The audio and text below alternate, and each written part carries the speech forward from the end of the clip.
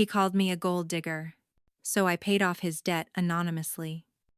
Most people think betrayal shows up in dramatic flashes, doors slammed, voices raised, tears on cue, but for me, it arrived quietly, dressed in tuxedos and pearls, at a candlelit engagement party that wasn't even mine.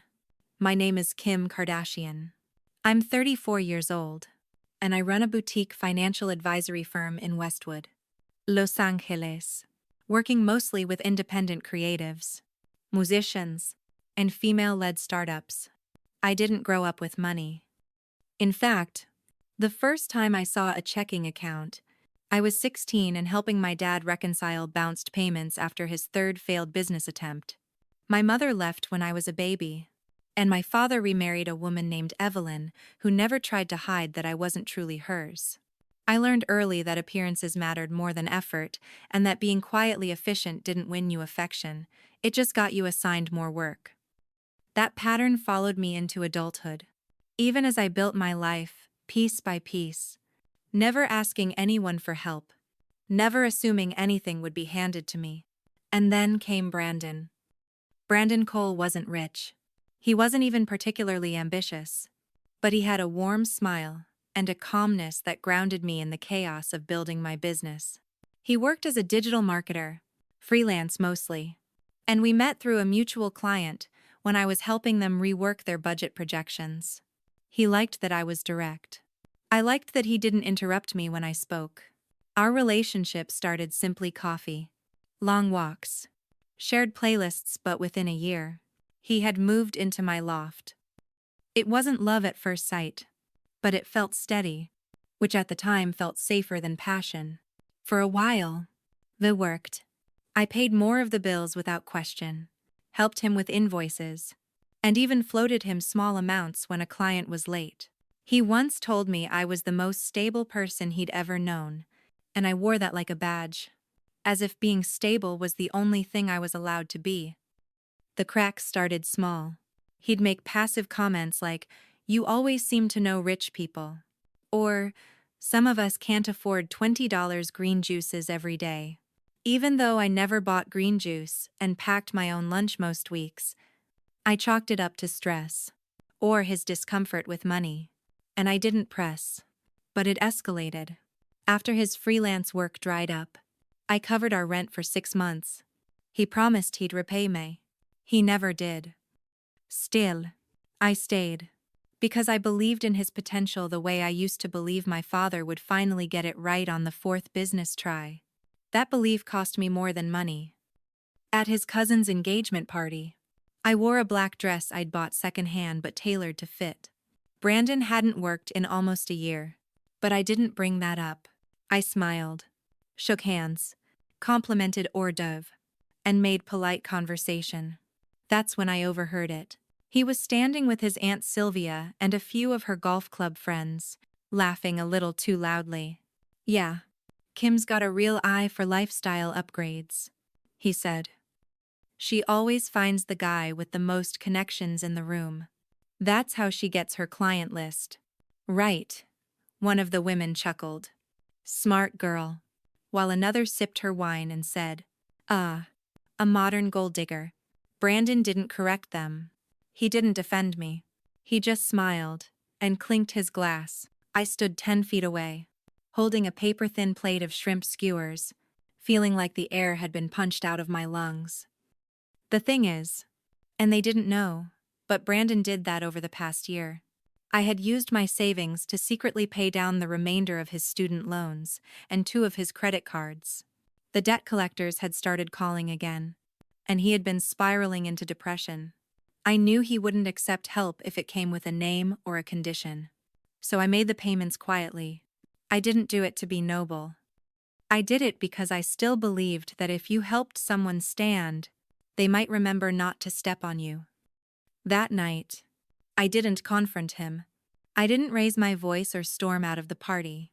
I just stood there, watching him laugh, thinking about how many moments I had swallowed my pride to hold him together, while he was happily unraveling me in front of strangers. "I left early," said.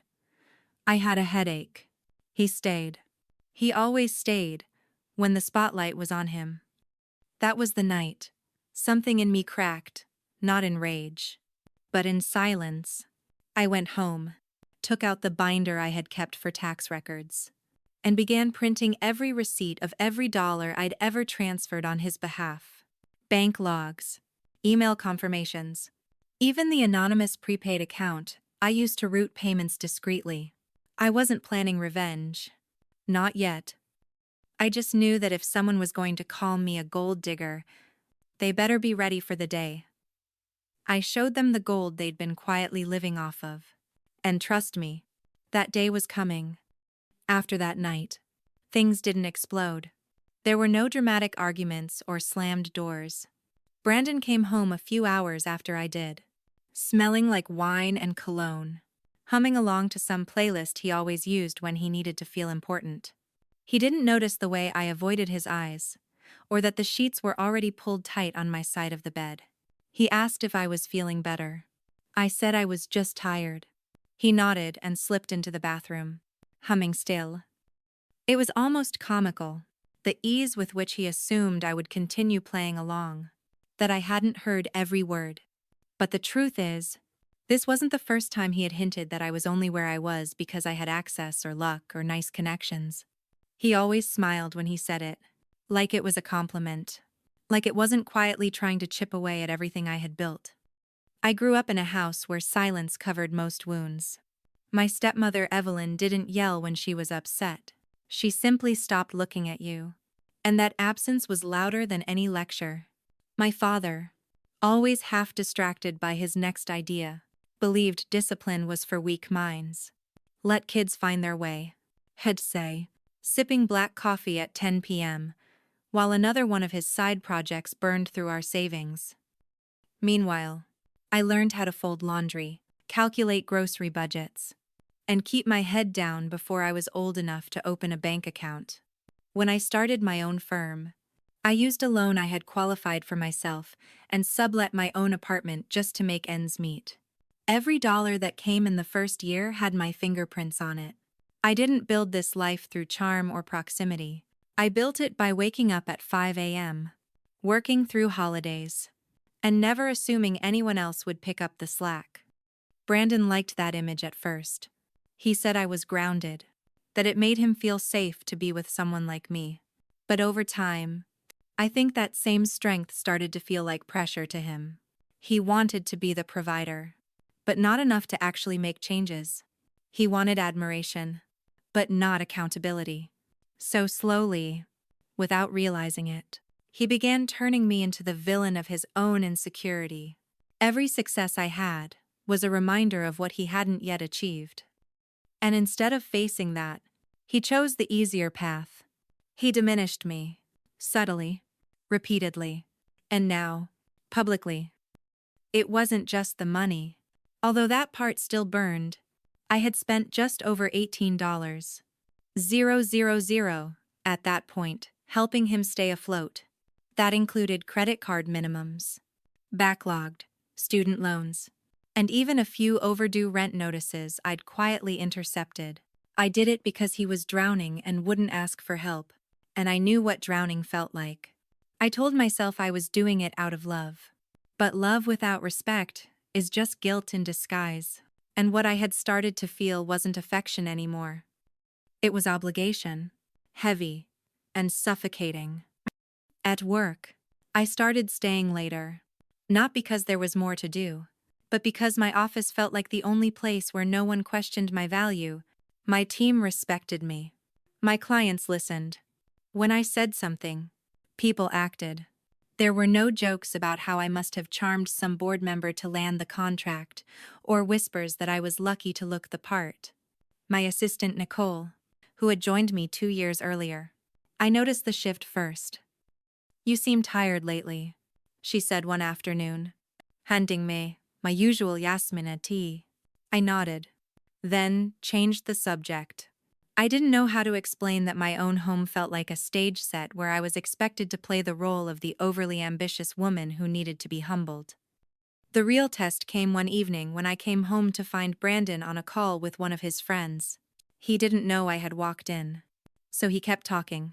"She's not mean or anything," he said, laughing. "But you know Kim always calculating, always thinking about ROI, even with people." I stood in the hallway, listening, my hands still on the doorknob. His voice was casual, like this wasn't new, like painting me as emotionally transactional was some private inside joke among friends. He hung up shortly after, looked up, and smiled. "Hey babe," he said. I nodded and went to the kitchen. That night, I didn't eat. I printed 3 more receipts instead. Somewhere along the way, I had become ashamed of my success. Not outwardly, but internally. I had shrunk myself to fit into a version of womanhood that made others comfortable, less decisive, less driven, more palatable. I had become quiet when I wanted to scream. And now, I was expected to continue absorbing hits while still paying for someone else's survival. It felt like a slow erosion. The kind that doesn't make headlines but leaves ruins just the same. The breaking point wasn't loud. It came on a Sunday morning. The kind where you can smell someone's breakfast 3 apartments over. Brandon was asleep, mouth open, snoring lightly. I sat on the living room floor with my laptop and opened the spreadsheet. Every month, every payment, every name of every creditor I had spoken to, pretending to be a financial assistant. The total now read $24. 762. Basha-sen. I stared at that number for 5 full minutes. Then I closed the laptop, stood up, and for the first time in months, allowed myself to feel anger, not the explosive kind, but the focused, intentional kind. The kind that builds bridges and burns down the ones that never led anywhere good. I wasn't going to shout. I wasn't going to explain. I was going to prepare. Carefully, quietly, like I always had. From the outside, we still looked like a functional couple. We showed up at family dinners. I brought dessert. Smiled for pictures. Brandon would kiss my cheek in public, thank me for being his rock. And my relatives, especially Evelyn, would beam with approval, thinking I'd finally settled into a version of myself they could understand. She always wanted me to be softer, quieter, less assertive, as she once whispered while folding napkins at Thanksgiving. "No one likes a woman who's always got a plan," she said, as if planning had been a luxury I could afford not to have. At one of those dinners, while Brandon was entertaining my stepbrother Tyson with a story about his entrepreneurial pivot, Evelyn leaned over and said, "It's good to see you with a man who grounds you. Makes you less corporate." She smiled, thinking that was a compliment. I smiled back and took a sip of my wine, wondering how many times women like me had been asked to shrink so others could feel tall. Tyson, by the way, had never worked a job longer than 6 months, but was always described as finding his rhythm. My father had a soft spot for him, probably because he reminded him of his younger self, untethered, idealistic, charmingly unreliable. I, on the other hand, was always dependable. No one ever asked if I was tired of carrying the emotional labor for every room I entered. They just assumed I preferred it that way. In those weeks following the engagement party, I stopped trying to prove anything. I went quiet, not out of defeat, but strategy. I started rewatching old patterns with new eyes. Brandon wasn't just insecure, he was actively rewriting history. He spoke about our story as if I had pursued him for stability, when in truth, I was the one keeping the lights on. He told friends that I loved success too much to slow down, but it was my slowing down that had allowed him to survive a financial crisis without falling apart. And now, he was planting those narratives into the ears of people who might one day sit across from me in a business deal or interview or client pitch. Reputations don't just get tarnished by headlines. Sometimes, they corrode in whispers. One night, Nicole mentioned that a potential investor had backed out of an early-stage conversation we'd been nurturing. No formal reason. Just a change in priorities. She said it offhandedly, not suspecting anything more than bad timing. But something in my gut shifted. The investor had been introduced to me through a friend of Brandon's. The overlap was subtle, but enough to raise suspicion. I didn't confront him. Instead, I started documenting more. Not just payments, but text exchanges, voicemails, email threads. I screen captured the advice I'd given him about budgeting, the nights I had helped rewrite his resume, even the early drafts of the business plan I had structured for the podcast he never launched. I wasn't compiling a case. I was compiling a truth I could refer to when my own memory started to question itself. Gaslighting doesn't always come from malice.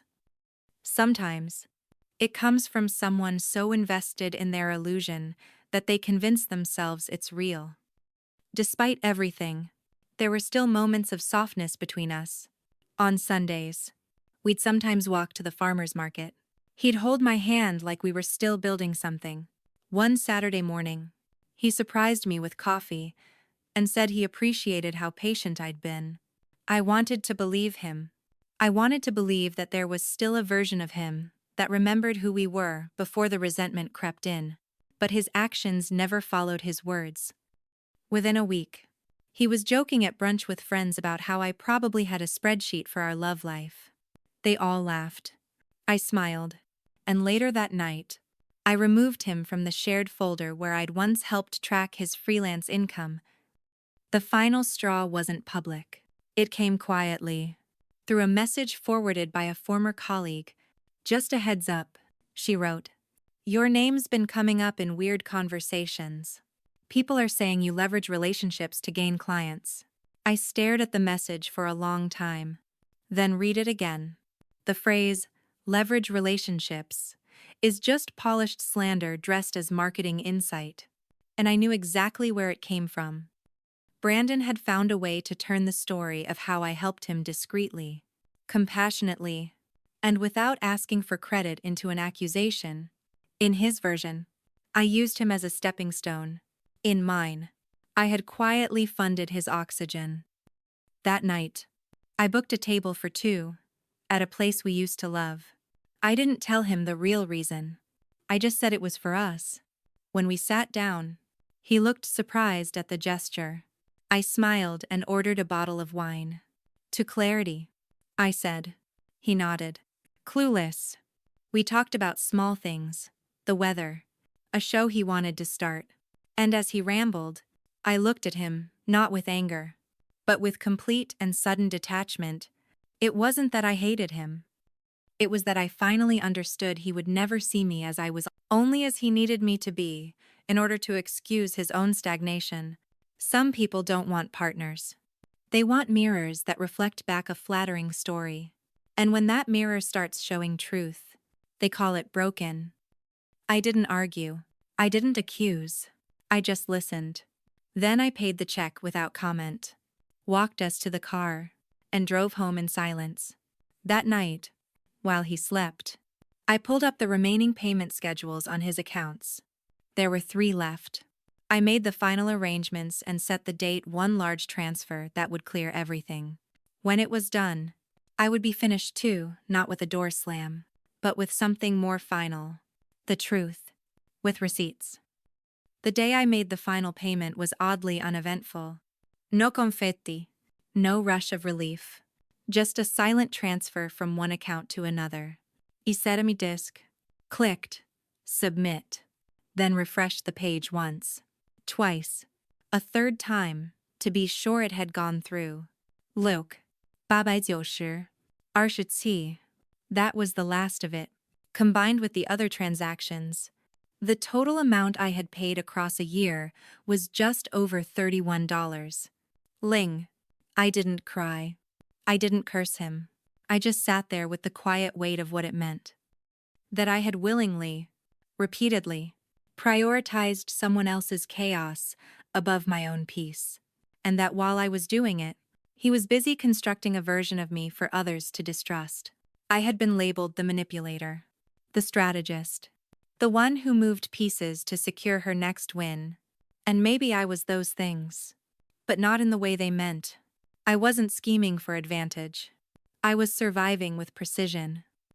And I was protecting someone who couldn't even recognize that the hand feeding him wasn't trying to control him. Just keep him from starving.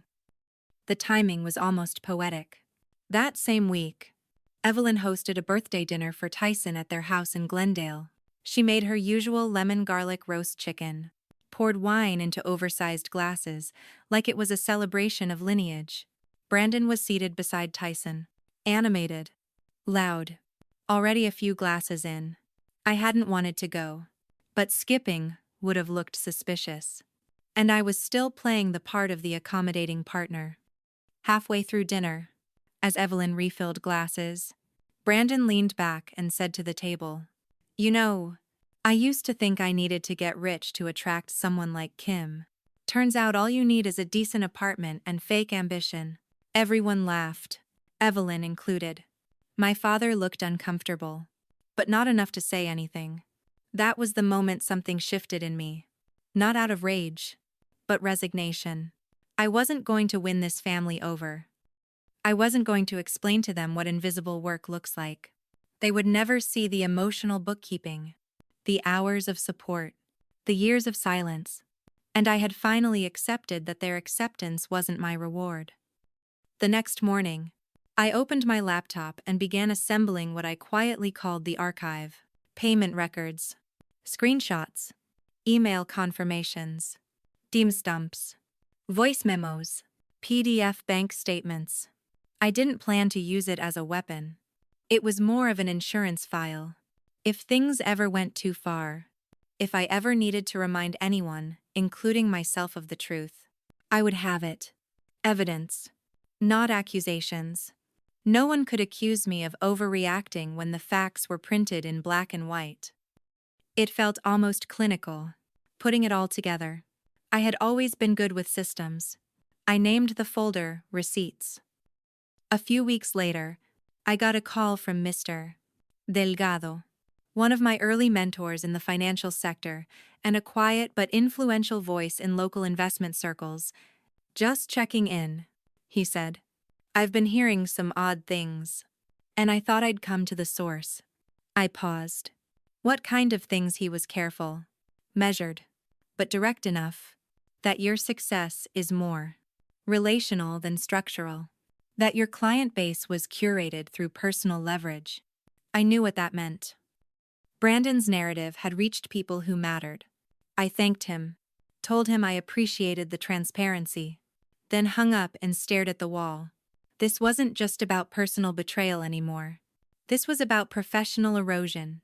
A crack in credibility that could splinter into lost deals, missed partnerships, and years of rebuilding trust. It was no longer about how I felt. It was about what I was willing to let continue. I didn't confront Brandon that night. Instead, I went for a walk around the block, past the closed bookstore, the quiet barber shop, the yoga studio with its lights off and bamboo plants in the window. I walked until my legs ached, until my mind cleared. Then I came home, took a shower, and sat on the floor of the living room in my robe.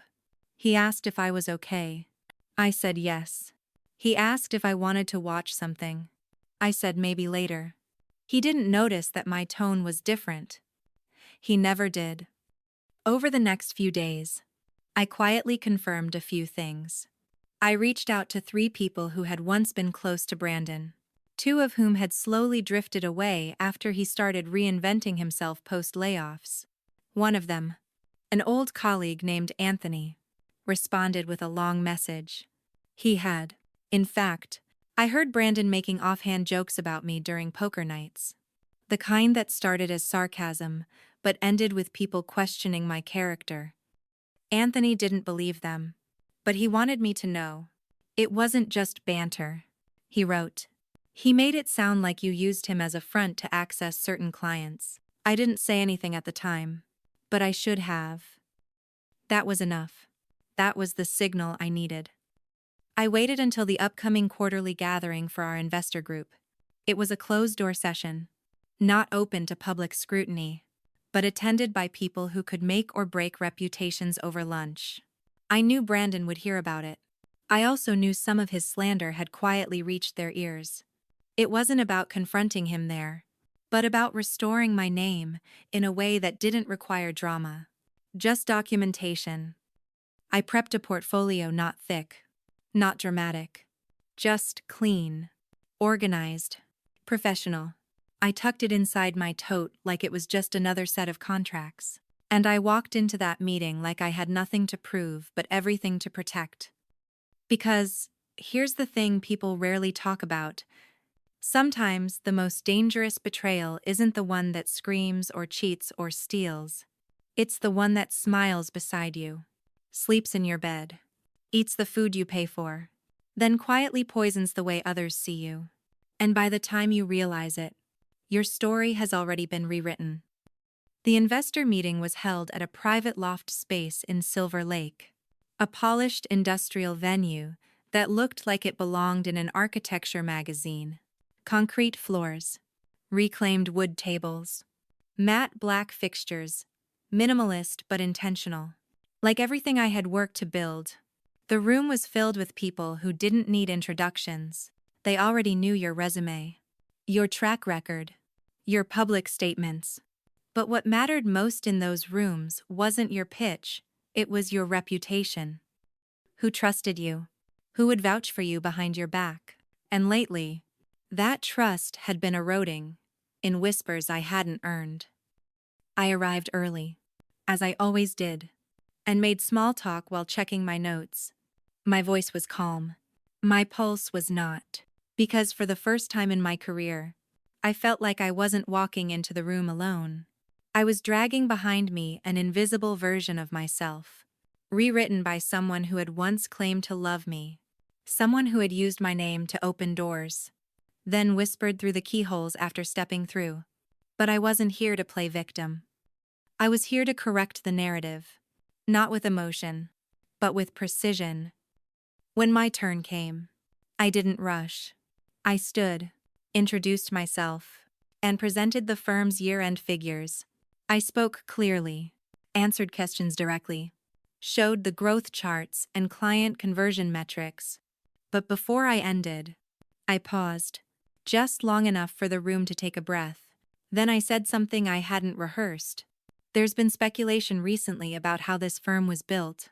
Let me be clear, it was built on discipline, on client results, and on financial transparency, not charm, not favors, not romantic connections, just strategy, service, and outcomes. I've brought a record of all contributions and audits for anyone who wants to review them privately afterward. Then I sat down. That was it. No dramatic pause. No pointed finger. Just truth. Plainly stated. The room was quiet, but not tense. I could feel it. Not everyone would say it out loud. But they knew. They had heard things.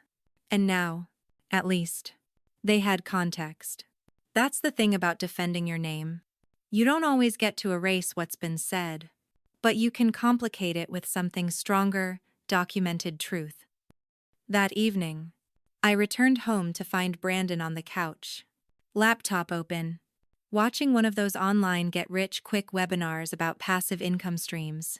He paused the video, smiled, like everything was normal, and asked, "How was the meeting?" I studied his face for a beat. He no longer felt anger. He just felt options. The version of him I had once defended didn't exist anymore. Or maybe it never had. "Productive," I said.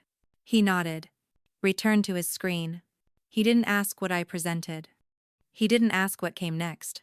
Because he wasn't truly invested in what I built. He was just renting space in the life I'd constructed. 2 days later, I got a call from another peer in the field, a woman named Lizette, who had once shared a panel with me at a fintech summit. "I don't know what you said in that meeting," she laughed, "but whatever it was, it worked. I just got a call from Mark at Kinley Capital. He said you shut down 3 months of gossip in 5 minutes." I thanked her, hung up, and for the first time in a long while, exhaled. Not because I had won, but because I had reclaimed something. No one should have to fight for the right to define your own name. That night, I took a quiet walk. Nah music, nah calls, just the sounds of the city and my own steady breath. I passed the same bookstore, the same yoga studio, the same cracked sidewalk where I had once doubted whether I'd ever feel clear again. And now, I knew exactly what came next. When I got home, Brandon was asleep. I opened the laptop, pulled up the shared calendar we still used for joint reminders, and removed my name from all future plans. His dentist appointment, a trip he had booked with my frequent flyer miles, a networking event I had added for him months earlier. One by one, I erased it myself. Then I opened a new email draft and titled it For Closure. I didn't send it yet. I just started writing, line by line, fact by fact. Not to prove anything to him, but to document the truth one final time for me. People think betrayal is about one big moment, one giant blowout, but it's not. It's slow erosion. It's watching someone smile at you while chiseling away the foundation beneath you. It's sitting across from them at dinner while they plant seeds that will one day make people question your character. And by the time you realize it, the damage has already been outsourced. Not just to your name, but to your belief in your own worth. The email I drafted sat in my drafts folder for 3 more days before I decided what to do with it. I wasn't second-guessing the content. It was clear, factual, and absent of emotion, but I needed time to be sure that sending it wasn't about revenge. I didn't want to be the person who hit back just to feel powerful. I wanted to be the person who ended things without leaving a single open door for confusion. So I waited. And in that silence, I observed. Brandon had no idea that a shift had occurred. He moved through our shared space like a man still protected, still insulated by the story he had carefully constructed about who I was.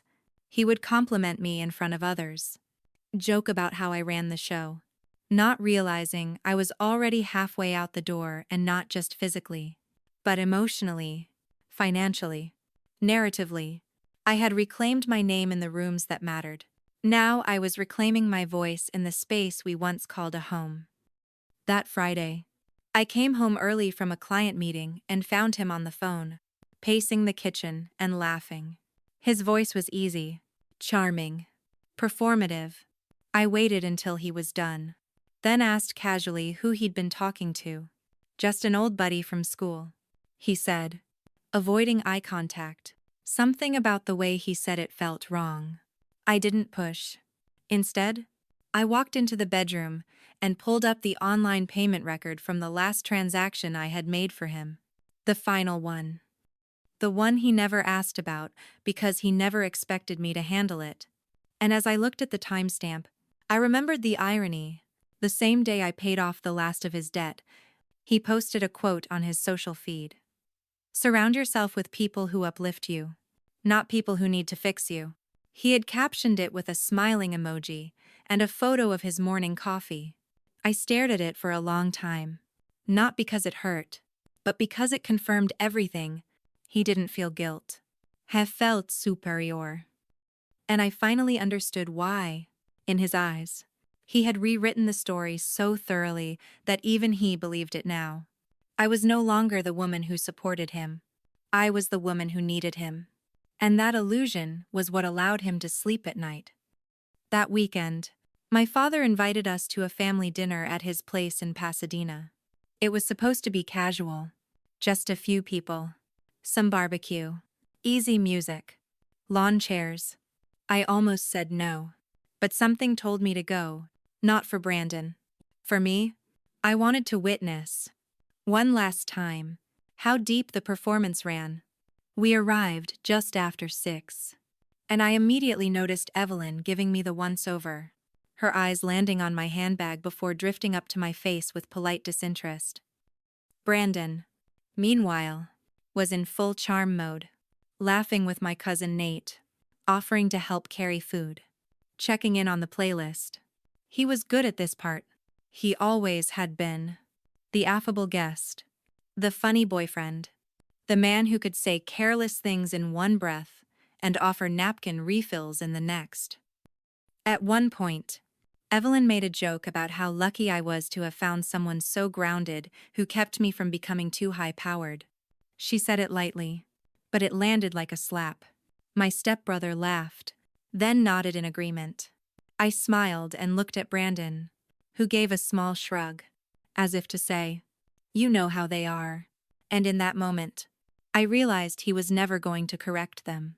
Because deep down, he needed them to see me that way. Not as a woman who had paid his debt and defended his reputation, but as a woman who had been tamed by his presence. That was the version he was selling. And that was the moment I knew I would never attend another one of these dinners again. That night, I didn't wait.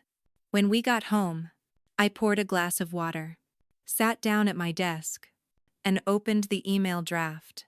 I changed the subject line from foreclosure to final clarity. Then I sent it. Short, clean, unemotional.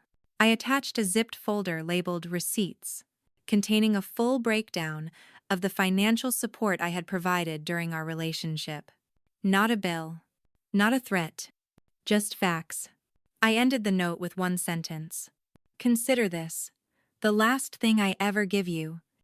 Then I logged off, turned off my phone, and slept through the night for the first time in weeks. When I woke up, there were 5 missed calls and 2 voicemails. None of them angry, all of them confused. I didn't listen to them, because by then, I wasn't interested in explanations. I was interested in air, in space, in peace. He texted later, asking if we could talk. I didn't reply. Not out of cruelty, but because there was nothing left to say. He had written the story. I had published the footnotes. Now we were both free to live with the versions we created. Because sometimes, the most powerful thing you can do isn't expose someone in front of a crowd. It's walk away quietly, while they're still performing, and let the silence be the stage they can't control. The strange thing about walking away is that it often feels quieter than people expect. There's no slam of the door, no broken glass, no shouting match. Just a long, low silence that seeps into your bones and confirms the ending. After I sent the email and let the dust settle, I moved out, not dramatically. I didn't pack boxes in a fury or call friends for help. I hired a service, gave them a list, and was gone within 2 hours while Brandon was at the gym. I left the keys on the marble countertop next to the lemon bowl. He never touched but always insisted made the kitchen look curated. I didn't leave a note. I didn't over Anna. He'd already received more words than most people would ever give someone who betrayed them. My new apartment was smaller but brighter, top floor of a 4-story walk-up in West Hollywood, with a view of the trees instead of the skyline. I liked that. I liked how it reminded me I wasn't trying to conquer anything anymore. I wasn't chasing the highest floor, or the best view, or the most validation. I was chasing clarity, air, and a room where no one else's voice echoed louder than mine. For the first time in years, I chose a space for comfort, not optics. No one was going to use my living room as a backdrop for their reinvention. No one was going to walk through my front door and quietly rewrite my role in their story. In the weeks that followed, Brandon tried reaching out twice more. The first time, he sent a long message about misunderstandings and how I took things the wrong way. The second time, he wrote a shorter message, almost like a business proposal. He suggested we reframe the situation as a misalignment in expectations. I didn't reply to either, because it wasn't a misunderstanding. It was a betrayal that wore politeness like a mask. And I had finally learned that some people will never understand the harm they caused unless they experience the silence of no longer being centered in your life. Word eventually got around. People noticed we weren't together. Evelyn sent me a vague message that said, "He's not doing well. Hope you're okay." I didn't reply to that either. Because Evelyn wasn't checking in, she was checking status. And I was no longer interested in supplying updates. I didn't need anyone to know if I was okay. I was building that answer one quiet, honest morning at a time. Each day, without apology or explanation, was proof I was healing. I focused on work, but not in a punishing way. I took on fewer clients, but served them more deeply. I stopped doing free favors for people who never respected the value. I raised my rates, not as revenge, but as realignment. And something interesting happened. The clients who stayed respected me more. The ones who left made room for the kind of work I wanted to do. People who had once overlooked my voice now invited me to speak on their panels. My inbox stopped being a battlefield of requests and became a list of opportunities, and I didn't post about it. I didn't share some dramatic glow-up story, because growth isn't always loud. Sometimes it's the steady unfolding of your spine, the quiet re-entry into your own power. A few months later, I received an unexpected invitation to an awards dinner for financial ethics in client equity, something niche, not flashy, but deeply meaningful in our industry. I wasn't the kind of person who used to get invited to those things. I had always been the shadow operator, the person who made things run while others took the credit. But someone had submitted my name, and my record spoke for itself. The night of the event, I wore a black suit. Simple but sharp. No flashy. No big announcement. I walked in alone, sat at my table, and listened as others were recognized for their work. When my name was called, there was a pause in the room. A few people looked surprised, not because I didn't deserve it, but because I had done it without noise. When I walked to the stage, I didn't speak long. I said only this: integrity isn't how you act when you're winning. It's how you behave when no one's clapping. Then I thanked the committee and returned to my seat. And in that moment, I felt something I hadn't felt in a long time. Not pride, not vindication, just alignment. Like I had finally matched who I was inside with what the world could now see outside. That night, I turned off my phone before bed. No pictures, no updates, no need for anyone to validate the moment. Because it was never about being seen by them. It was about seeing myself clearly again. And I finally did. About 6 weeks after the awards dinner, I received a letter in the mail that made me stop mid-step in the hallway. Not an email, not a text. An actual envelope with handwriting I instantly recognized Brandon's. I stood by the kitchen counter for a moment, fingers hesitating on the seal. I wasn't afraid of what was inside. I was just done with chapters that circled back pretending to be closure. But curiosity isn't something you can always switch off, especially when it comes handwritten. So I opened it. It wasn't long. A single sheet of paper. No greeting. No formal sign-off.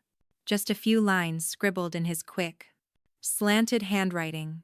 I know you paid off my balance. I saw the records. I was embarrassed. I didn't know how to thank you without sounding like a child. So I said nothing. That was wrong. You deserved more. I told people you used me, and I regret it. I don't expect you to forgive me. Just wanted to say it out loud somewhere. No return address. No invitation to talk. Just facts. For a moment, I didn't feel vindicated. I felt exhausted, because that's what people don't tell you about winning quietly. It doesn't come with applause. It comes with paperwork, long walks, and delayed acknowledgments that show up when you've already outgrown the wound. I folded the letter, placed it back in the envelope, and tucked it inside the back cover of a journal I had started during the breakup. Not to hold on to him, just to keep the moment filed away. A strange kind of proof that, yes, it happened. Yes, I wasn't crazy. Yes, I was right to leave. That evening, I met with a new client who'd found me through referral. She was a female founder, launching a platform focused on financial literacy for young women. Smart, grounded, no pretenses. She said she was tired of being talked down to in pitch rooms and wanted a partner who understood how to command respect without shouting. I knew exactly what she meant. We signed the contract that night. No eggling. No drawn-out promises. Just two women who knew their worth. sealing it with clarity. After that, life didn't suddenly become a montage of success. I still had days where I questioned my pace, my capacity, my decisions. But they were quieter questions, not rooted in fear or shame, just curiosity. A new kind of ambition had replaced the one I used to chase. I wasn't building for appearance anymore. I was building for alignment. One decision at a time. One boundary at a time. One truth at a time. There were no explosive twists. No public downfall. No revenge plot. Just a steady refusal to let anyone rewrite my story again. It was in that quiet that something unexpected happened. A woman named Carla, someone I hadn't spoken to in over 2 years, reached out to ask if I'd speak at her mentorship program for first-gen college grads entering finance. I remembered Carla. We had both interned at the same firm years ago. Back when we were invisible. Back when we used to meet up at coffee shops, just to vent about being overlooked, mistaken for assistance, passed over for introductions. Now she was leading one of the most respected inclusion efforts in the city. When I asked why she thought of me, she said, "Because you moved through all that noise, without becoming like them. And people talk about that." Quietly. I smiled. Because that's the thing about integrity. It doesn't show up in headlines. It travels in whispers. The day I spoke at her event, I looked around the room at all these young, sharp women taking notes, asking questions, straightening their backs, not out of fear, but out of readiness. I told them the truth. That power isn't always about position. Sometimes it's about how calmly you leave the room. Someone tried to lock you inside. I didn't mention Brandon. I didn't mention the debt. But I did say one thing that made a few of them pause. People will tell you that being underestimated is a disadvantage. But if you listen carefully, it's also where they expose what they value. And once you know that, you get to decide which parts of the game you'll even bother playing. Afterward, one of the girls came up to me and said, "You talk like you've seen some things." I smiled and said, "I have. But more importantly, I remembered them. Because that's what survival is. Not forgetting the pain. It's remembering it, without having to keep reliving it. And in that remembering, you build new rooms. Ones where your name isn't a rumor. It's a reference." That night, I walked home without music again. Just me, the pavement, and a quiet I had earned. There was no dramatic skyline waiting for me. Just the flicker of warm lights from inside my building and the sound of my own key in the lock. I didn't feel like I was walking into a new chapter. I felt like I had finished reading a story someone else tried to write for me, and now, finally, I was holding the pen. 3 months passed before I saw Brandon again. It wasn't planned. I didn't seek it out. I was attending a panel event in Santa Monica on ethical brand design, one of those rare rooms where real strategy meets real values. I had been invited as a last-minute fill-in for a speaker who'd tested positive for the flu. I almost said no, but something in my gut told me to show up. Maybe it was instinct. Maybe it was timing. Or maybe some stories circle back for one final scene you didn't realize you needed to witness until you're already seated under the lights. The event was held at a coastal boutique hotel. Low ceilings, polished concrete, rows of navy linen chairs and glass pitchers of lemon water. As I walked up to the registration table, I saw a familiar profile across the lobby. Brandon. He was speaking with 2 men, gesturing in that confident way he always did when trying to look like he knew more than he did. For a moment, my breath caught, not from panic, but from recognition. The way you feel when a scar itches for the first time in months, and you remember the wound was real.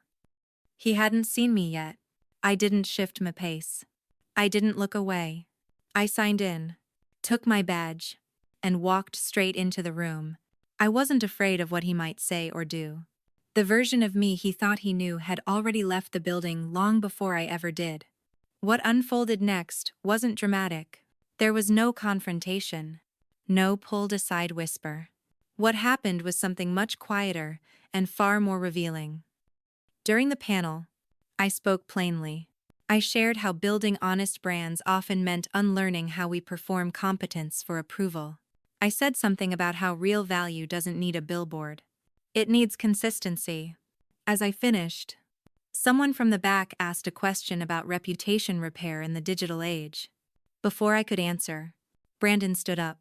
I hadn't realized he was in the audience until that moment.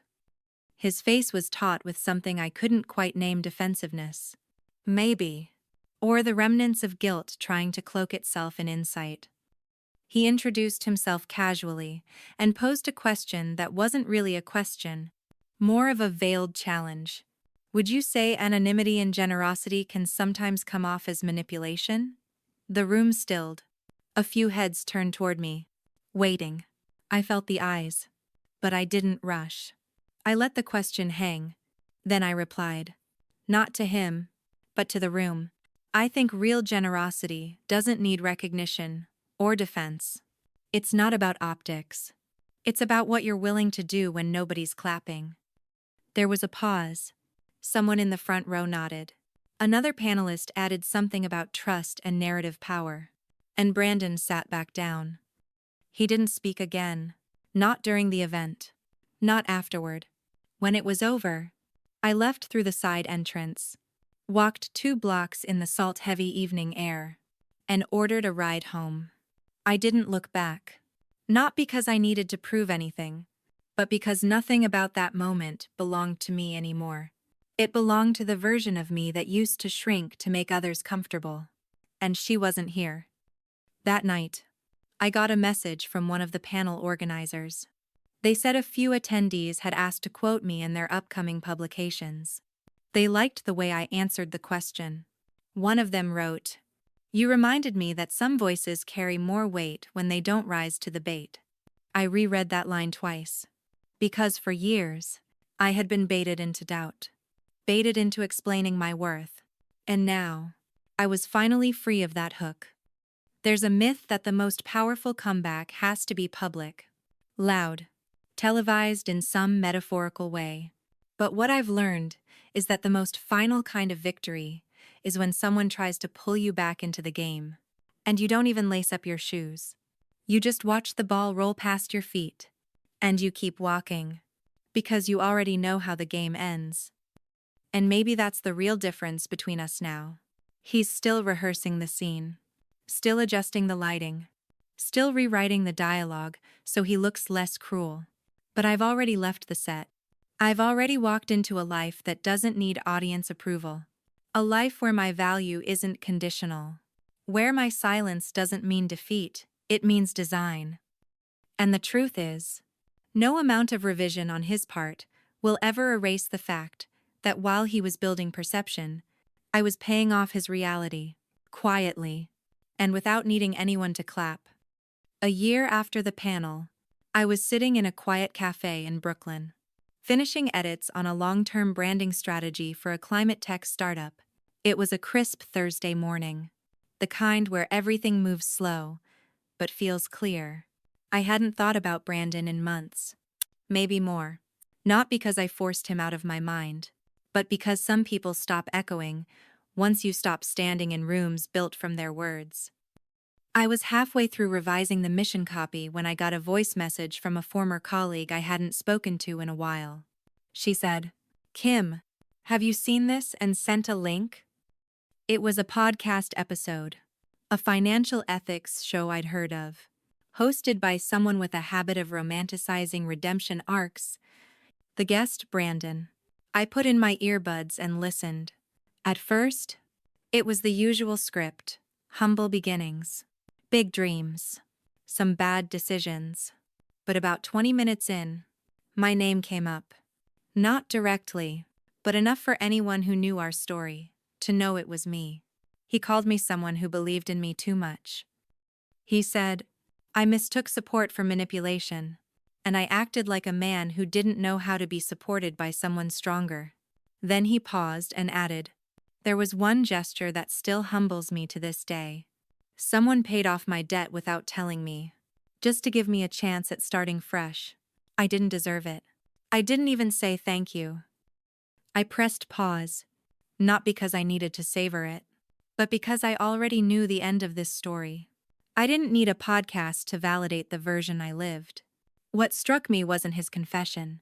It was how, even in trying to sound accountable, he still centered himself, as if the gesture was meaningful only because it haunted him, not because it freed me, not because I had rebuilt my dignity without ever demanding his remorse, but because it made a good anecdote now that he was trying to sound changed. I closed the app. I didn't share the link. I didn't text anyone back.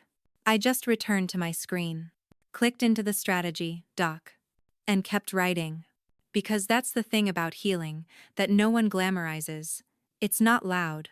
It doesn't post receipts.